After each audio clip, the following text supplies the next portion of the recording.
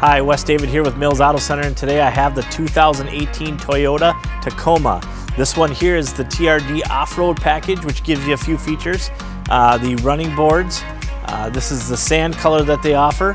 Inside the truck is probably some of the most fun features of this truck. You have a GoPro station to plug in a GoPro right on the windshield. You have crawl mode, which is right up on the ceiling there, allows you to get out of just about any sticky off-road situation. Also, with this vehicle, you have a charging station right there on the center console for your cell phone. It's a wireless charging station, kind of neat. In the back row here, as we open the back door, you'll see lots of room to bring passengers with on your off-roading adventures. That rear seat here lifts up.